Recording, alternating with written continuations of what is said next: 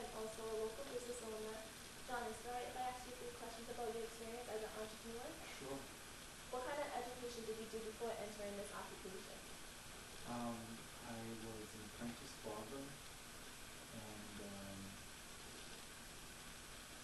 then I went on to earn my associate's degree in human services and my bachelor's degree in psychology. What kind of coursework have you found most helpful? Most helpful? Um, the social psychology course that I took, as well as many other psychology courses, because when you're dealing with people and you're dealing with unique personalities and the general public, it's really important to be able to relate to them and be able to understand what their needs are. And it was helpful to learn how different cultures um, have different sorts of, beliefs and traditions. Because I'm working with those people every day. They come in for haircuts, and I'm able to relate to them and talk about, different things that are culturally acceptable.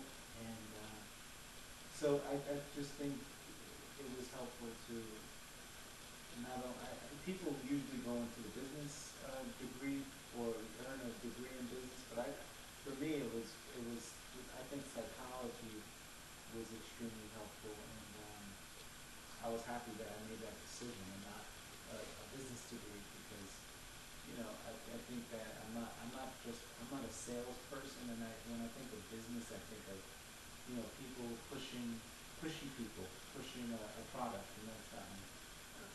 So, how can I get experience in this field as being in this field? Um,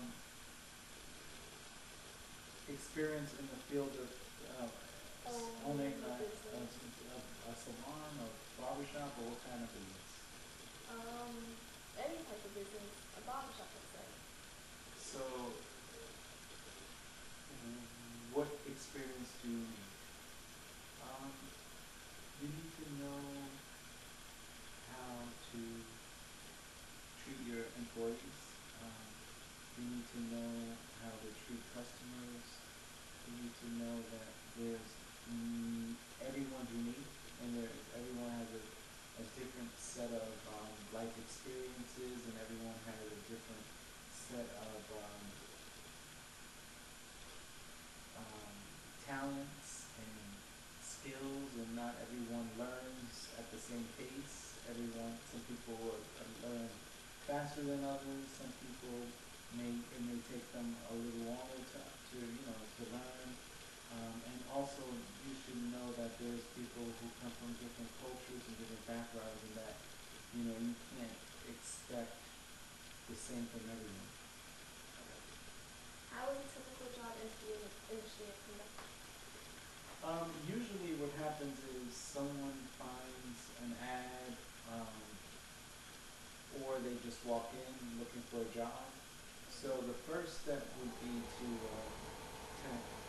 have them send, a letter of interest and their portfolio, maybe pictures of some of the work that they've done, and then follow up either by phone or by email, and then have them come in for like a formal face-to-face interview and ask them, several questions relating to their experience, as well as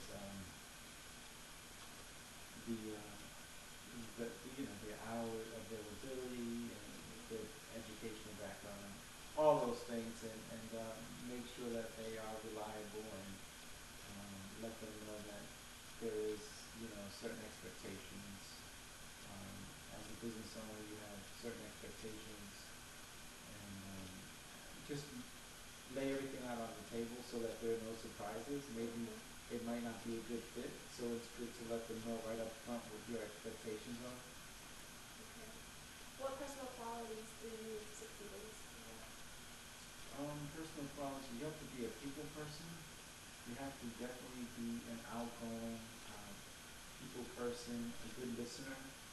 be able to no matter what your day is like, you might be having some girl problems, boy problems, but just leave that at the door when you walk in to your business, because you want to be in the moment with your clients, and you want, just because you might be having a bad day, you don't want to transfer that um, negative, those feelings onto someone else. You just want to always be courteous and try to be upbeat and happy and personable. Do you have any special words of warning or encouragement as a result of this experience, of your experience? People talk a good talk. Sometimes people may not be as genuine as they appear to be.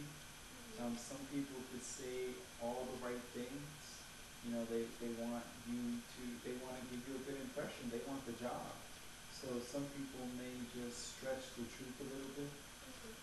So it's good to, you know, to verify references and verify previous employment, and give them maybe like a 30-day probationary period, because they may not be a good fit. So you just want to make sure that you, before you kind of make a permanent offer, that you just kind of keep it on a sort of employee at will type of basis, until you get to know the person and decide whether or not you want them to be part of your team. What is your favorite thing about this occupation?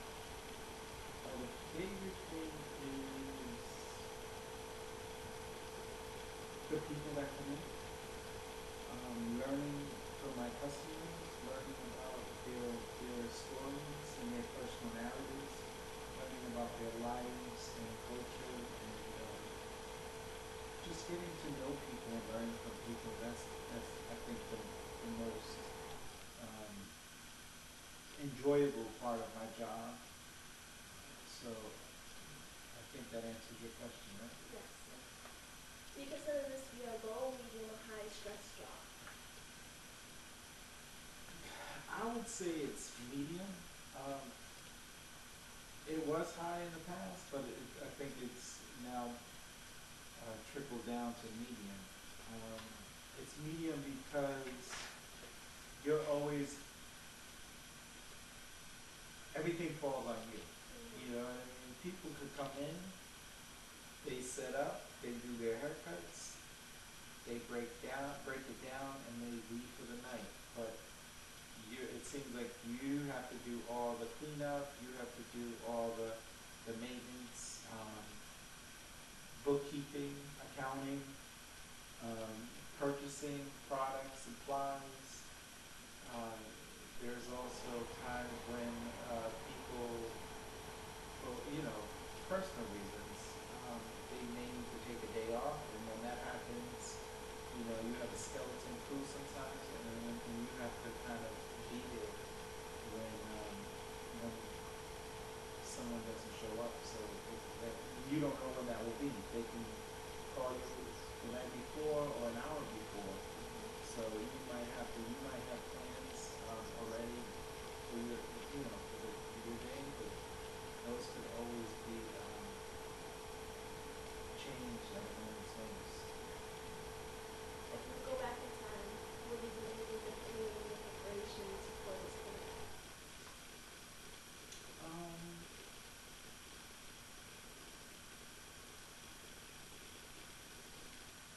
I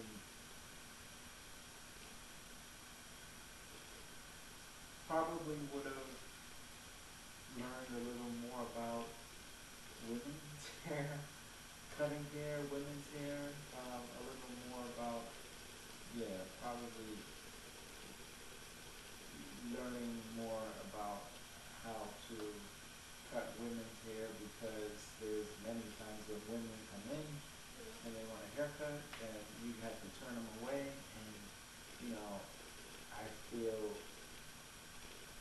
incompetent, and I feel kind of, you know, Um, I think I feel a little embarrassed when I have to send people away. Mhm. And, I kind of feel like I'm excluding a human, but I guess it's the profession overall. So, is there such a is there such a thing as a typical week in your job, and can you briefly describe it? Yeah, there's typical weeks. There's usually a slow Monday or Tuesday, and then there's a busy Wednesday, mediocre Thursday, busy Friday, Saturday, and then it happens all over again. And around the holiday season, you have to expect it to be busy, and what the typical holiday season spurts are, and then you have to plan accordingly and make sure that you have enough barbers on staff to accommodate the customer.